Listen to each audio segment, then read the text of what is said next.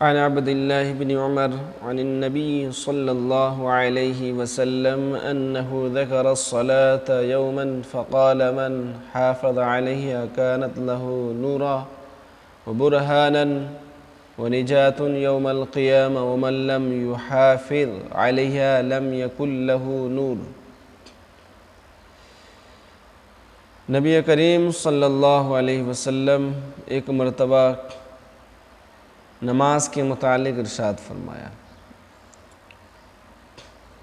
ایک مرتبہ حضور اقدس صلی اللہ علیہ وسلم نے نماز کا ذکر فرمایا اور یہ ارشاد فرمایا کہ جو شخص نماز کا اہتمام کرے تو نماز اس کے لیے قیامت کے دن نور ہوگی اور حساب پیش ہونے کے وقت حجت ہوگی اور نجات کا سبب ہوگی، اور جو شخص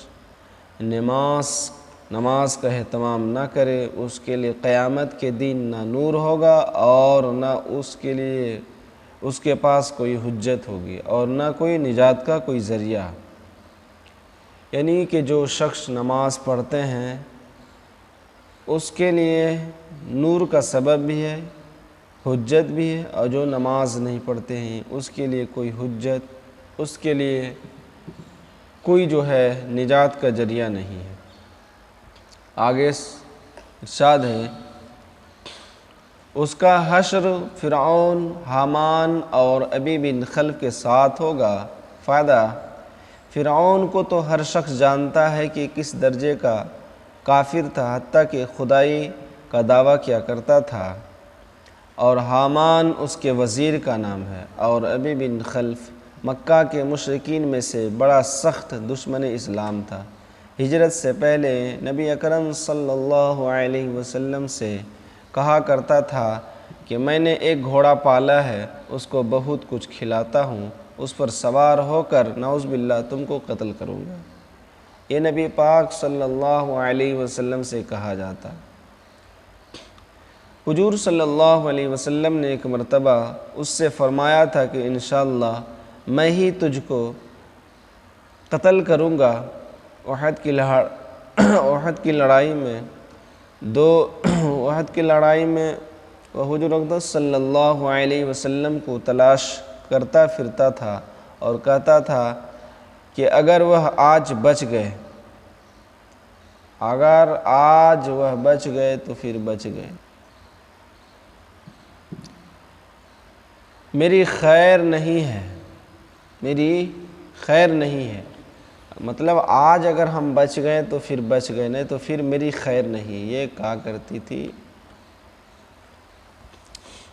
چنانچہ حملہ کے ارادہ سے وہ حضور صلی اللہ علیہ وسلم قریب پہنچ گیا۔ صحابہ نے رضی اللہ عنہ نے ارادہ بھی فرمایا کہ دور ہی سے اس کو نپٹا دیں۔ حضور صلی اللہ علیہ وسلم نے ارشاد فرمایا کہ آنے دو۔ جب وہ قریب ہوا تو حضور صلی اللہ علیہ وسلم نے ایک صحابی کے ہاتھ سے برچھا لے کر اس کو مارا، جو اس کے گردن پر لگا اور ہلکا سا خراش اس کی گردن پر آ گیا، مگر اس کی وجہ سے گھوڑے سے لڑکھڑاتا ہوا گرا اور کئی مرتبہ گرا اور بھاگتا ہوا اپنے لشکر میں پہنچ گیا اور چلاتا تھا، خدا کی قسم مجھے محمد صلی اللہ علیہ وسلم نے قتل کر دیا۔ کفار نے اس کو اطمینان دلایا کہ معمولی خراش ہے، کوئی فکر کی بات نہیں ہے، مگر وہ کہتا تھا کہ محمد صلی اللہ علیہ وسلم نے مکہ میں کہا تھا کہ میں تجھ کو قتل کروں گا، خدا کی قسم اگر وہ مجھ پر تھوک بھی دیتے تو میں مر جاتا۔ لکھتے ہیں کہ اس کے چلانے کی آواز ایسی ہو گئی تھی جیسا کہ بیل کی ہوتی ہے۔ تو جو عاشق رسول، جو نبی کریم صلی اللہ علیہ وسلم کی گستاخی کرے، جو کہ اللہ کے برگزیدہ اور مقدس بندوں کی، مقدس پیغمبروں کی گستاخی کرے، تو اللہ کے جانب سے ایسے ہی وعید اور عذابیں آتی ہیں۔ ابو سفیان نے جو اس لڑائی میں بڑے زوروں پر تھا اس کو شرم دلائی کہ اس ذرا سی خراش پر اتنا چلاتا ہے۔ اس نے کہا تجھے خبر بھی ہے یہ کس نے ماری ہے؟ تجھے خبر ہے یہ کس نے ماری ہے؟ یہ محمد صلی اللہ علیہ وسلم کی مار ہے۔ مجھے اس سے جس قدر تکلیف ہو رہی ہے لات اور عزیٰ دو مشہور بتوں کے نام ہیں کہ قسم اگر یہ تکلیف سارے حجاز والوں کو تقسیم کر دی جائے تو سب ہلاک ہو جائیں گے۔ محمد صلی اللہ علیہ وسلم نے مجھ سے مکہ میں کہا تھا کہ میں تجھ کو قتل کر دوں گا۔ میں نے اسی وقت سمجھ لیا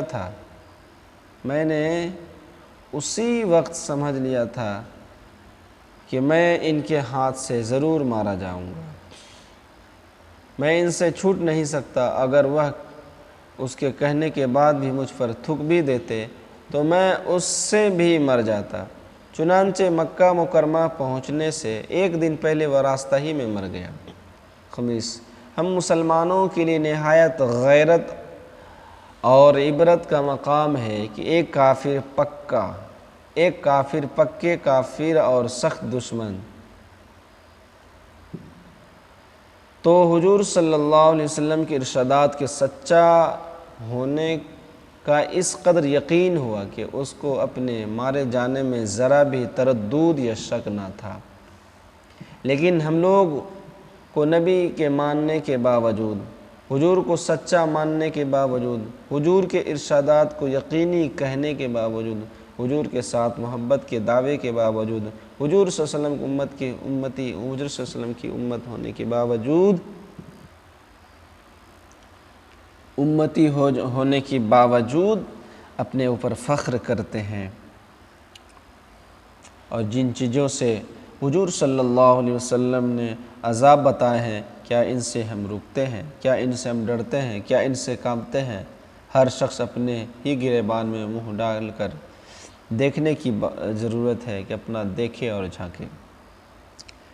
نبی کریم صلی اللہ علیہ وسلم کا عاشق رسول وہ ہے جو نبی پاک صلی اللہ علیہ وسلم کی حکم سنتے ہی ان کے حکم کی تعمیل، ان کے حکم کی فرما برداری کرے۔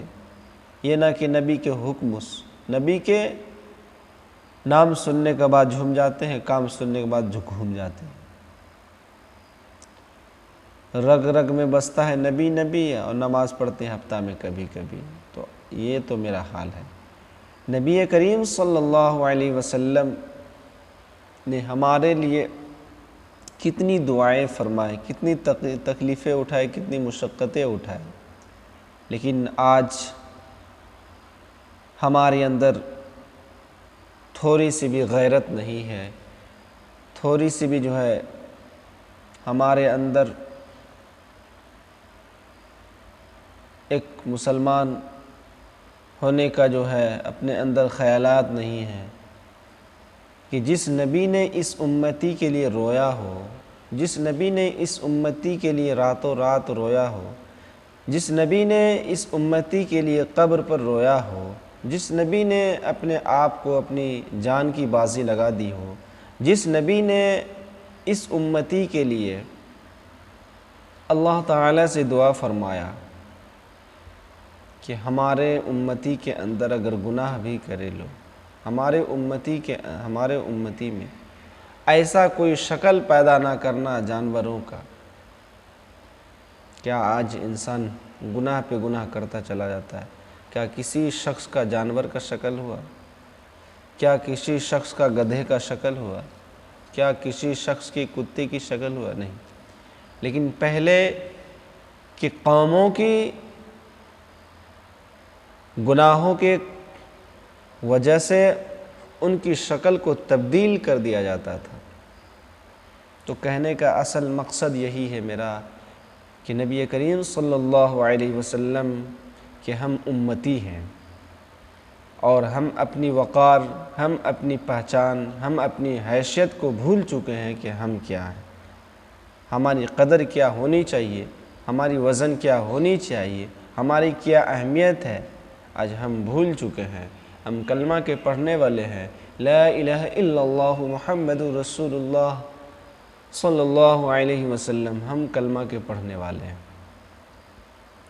یہ کلمہ حدیث کے اندر آتا ہے کہ 7 زمین 7 آسمان کو ایک پلڑے پر رکھ دی جائے گی اور کلمہ کو ایک پلڑے پر رکھ جائے گی، کلمے والا جو ہے پلڑا وہ جھک جائے گی، نیچے کی جانب ہو جائے گا۔ جس نبی کے ہم امتی ہیں، اس نبی کو امتی بننے کے لیے انبیاء کرام دعا کرتے تھے۔ حضرت موسیٰ علیہ السلام دعا کرتے تھے کہ یا اللہ ہمیں نبی نہ بناتے، ہمیں محمد صلی اللہ علیہ وسلم کو امتیوں میں پیدا کرتے۔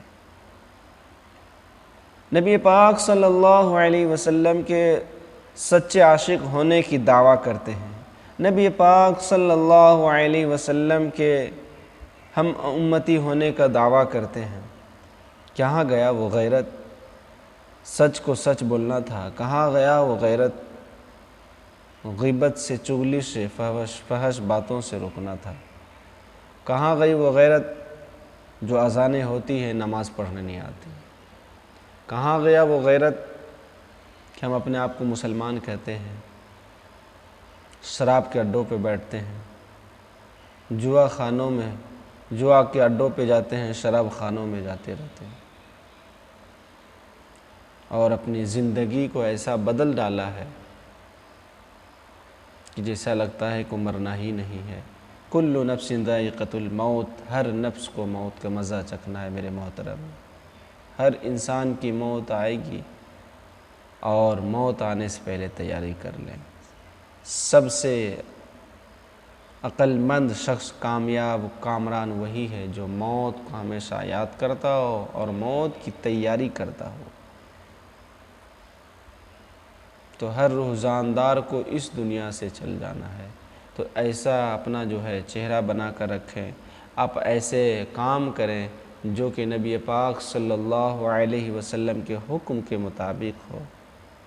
نماز پڑھیں گے اپنا شریر کا فٹنس ہے، نماز پڑھیں گے اپنی روزی میں برکت ہے، نماز پڑھیں گے بچے فرما بردار بنیں گے، نماز پڑھیں گے دنیا کے اندر آپ کی وقار ہوگی، آخرت میں بھی آپ کی وقار ہوگی، نماز پڑھیں گے چہرے پہ نور ہوگی، نماز پڑھیں گے لوگ آپ سے اخلاق سے بات کریں گے، نماز پڑھیں گے آپ کو متقی کہا جائے گا، نماز پڑھیں گے آپ کی کامیابی ملے گی۔